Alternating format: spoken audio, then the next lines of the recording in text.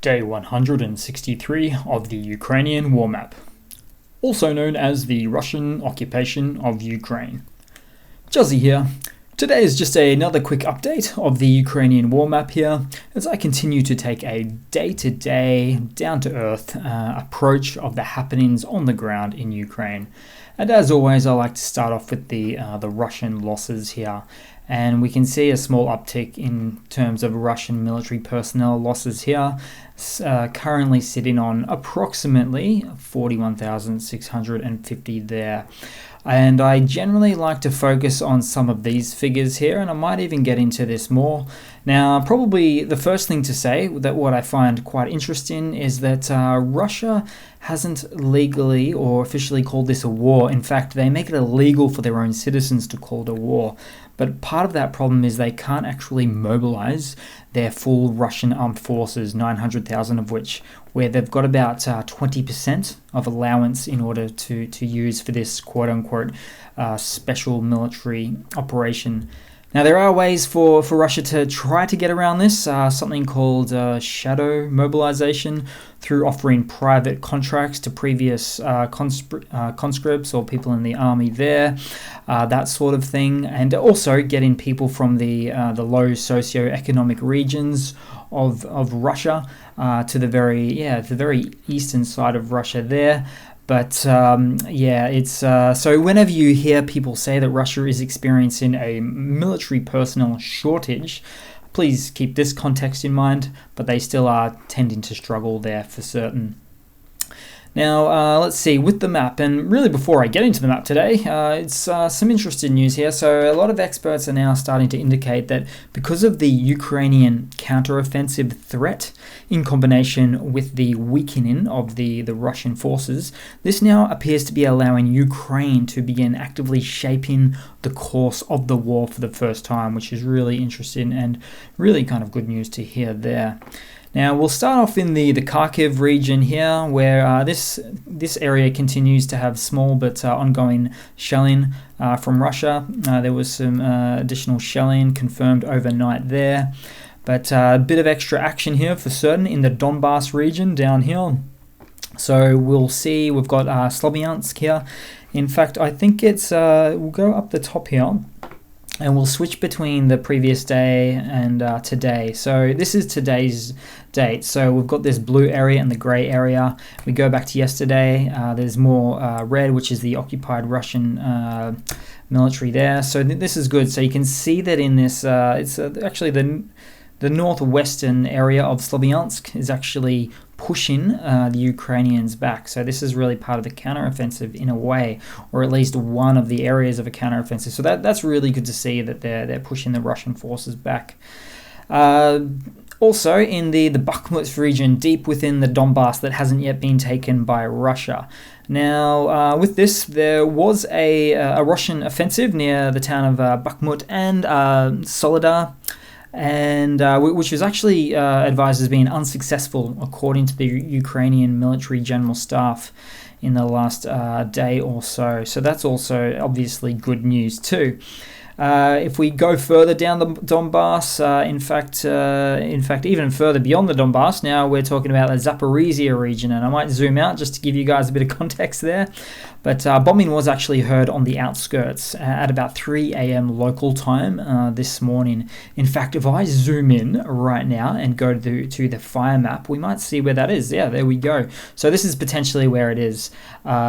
Take this with a grain of salt. This is designed for satellites looking for fires, but picks up explosions as well. So that's probably where it was.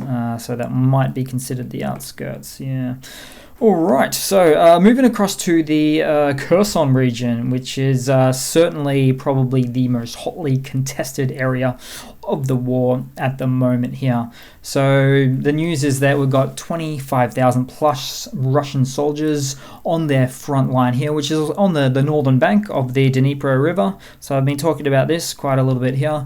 I find it interesting where this actually could cause the Russian front line to be sandboxed in effectively because of not just the military supply lines with these bridges being cut off, but also because it just just unable to retreat any further than this northern bank. So we do know that these bridges to the, I guess, the bottom south area of the northern bank there have been, they're just not usable for military purposes.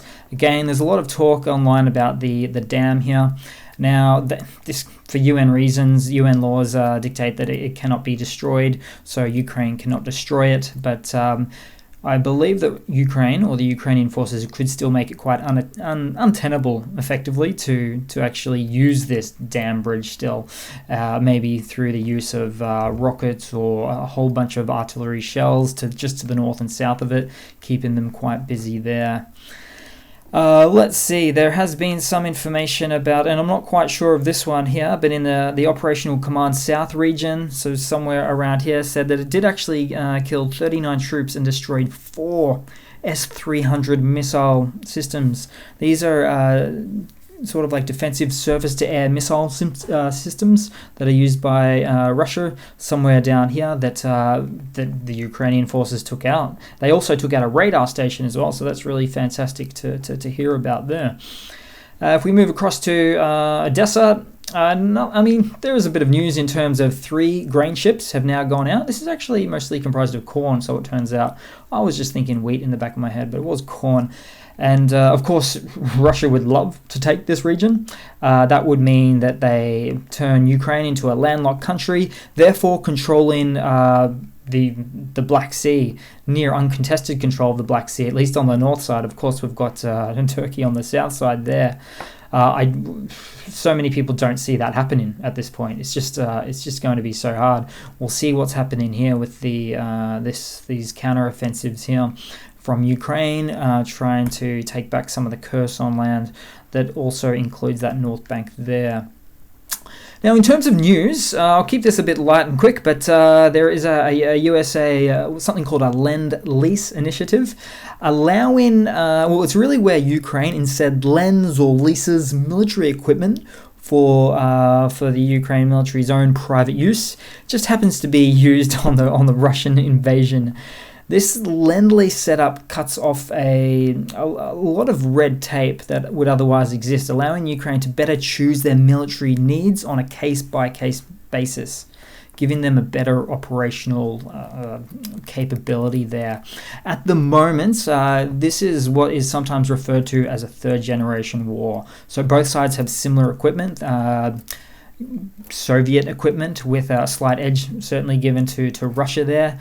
But as this Lend-Lease initiative comes into play in September and October, Ukraine's going to get its hands on all of this this modernized NATO/USA westernized U-Butte new equipment that will really change the course of the war there. One last thing is, this is a little bit different, but I did notice the fuel in my region was going down. I think the spot price gets affected pretty quickly at the gas pump there. So if we look here, we are currently at $88 for a US barrel of oil there. To put that into context, if we go back to just before the invasion of Ukraine by Russia, it's actually lower. So the price of oil is lower than what it was pre-war, which is good news for everybody, really. I'm paying 25% less fuel in my home city, which is obviously nice. So that's as opposed to maybe 2, 3, 4, maybe even months ago. So that's really, really good to see. This would appear to be, I guess, due to inflation all around the world, causing lower output, causing lower demand for the supply, that sort of thing, which in turn means that Russia is making less money on their gas exports. It's a very big part of their national GDP and their government revenue raising. So that does sort of definitely affect Russia there too. So that's pretty much it, guys. Thanks for watching for today.